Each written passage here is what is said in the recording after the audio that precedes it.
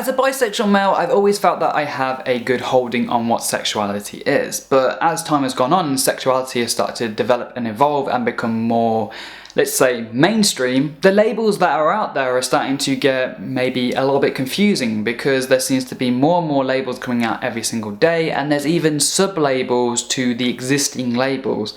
And eventually all these labels exist, but no one's really reading them and they're just classing it as the blanket term of LGBTQ+. Let's take for instance the word pansexual. 10-15 years ago, pretty much no one knew what pansexuality actually was, and the people who were out were probably getting a lot of weird looks because when you tell someone that you are pansexual, the first thing they're thinking of is that you have a strange fetish for pans. Flash forward to nowadays, people have a lot better grip on what sexuality is, and pansexuality, as we all know, is the ability to be attracted to anyone regardless of gender. And as time goes on, there will be more labels out there which will break down these terms into smaller and smaller categories. That way people can get the recognition for who they actually are as a person, because everybody wants to feel validated. As an LGBTQ+ YouTuber, I feel like it is my responsibility to share some of these terms and educate a few people on what they mean. So today we're going to talk about bisexuality and some of its subterms within its category.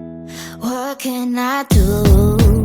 A pretty great place to start for these subcategories or these sub-labels is the word bicuriosity. Now, a lot of us have gone through bicuriosity, and it's wanting to have the physical intimacy with somebody of the same gender. It doesn't necessarily have to be sex, it could be holding hands or wanting to have a kiss or have a hug, but it's a lot more intimate than just, you know, a friendly peck on the cheek or a friendly hug goodbye. It's having that raw physical connection. And a lot of people go through this, and it doesn't necessarily mean that you are gay or bi. In fact, the whole point of the curiosity part makes it so that you can explore it without it being final. And a lot of people get worried about sexuality when it comes to these things. Sexuality isn't final. I think sexuality is more of a ongoing process, because if you meet somebody new or be in an environment what's completely different, it might change your thought process on what you originally thought was neutral to you. You could eventually become bisexual, or you could become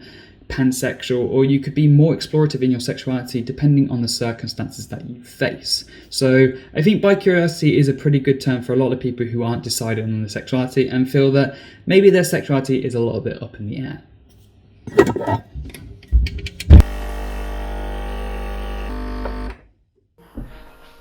I feel like anything that is worth explaining is always better explained when you have a nice cup of coffee.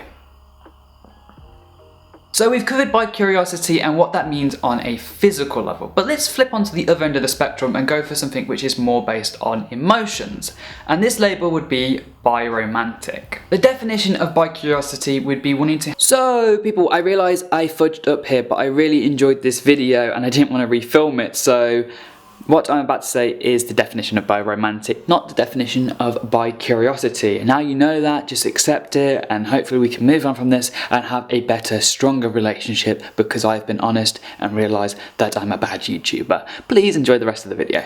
Have just the emotional side of a relationship without any of the physical attributes. You wouldn't want to hold hands, you wouldn't want to kiss, you wouldn't want to have full-on intercourse. What you'd want to do is share on that deeper level. Share more intimately about your thoughts and your feelings, but also have that comfort of having that person around and them being just with you. I also take into account that a lot of you won't understand what it means just to have a relationship on an emotional level. A lot of people want the physical side and the emotional side to be all-encompassing. That's what they class as a relationship. But there are some people out there who only like having an emotional side of a relationship, and terms like asexuality and biromantic sit comfortably there. As I was talking about bicuriosity, I also mentioned this in saying that what people have in their environment and the people they are around make them feel differently about who they are as people.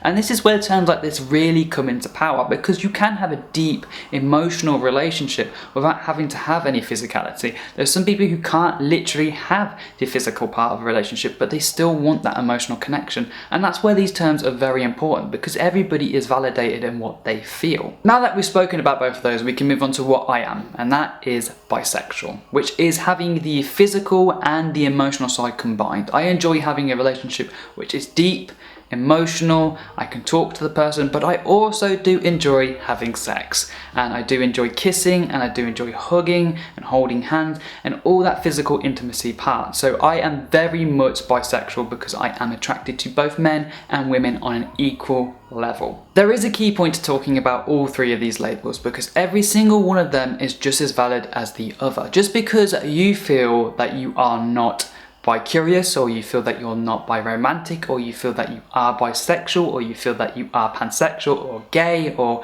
anything in between, above and beyond, because let's be honest, the LGBT is getting a lot more confusing over the last few years, especially because there's so many labels coming out.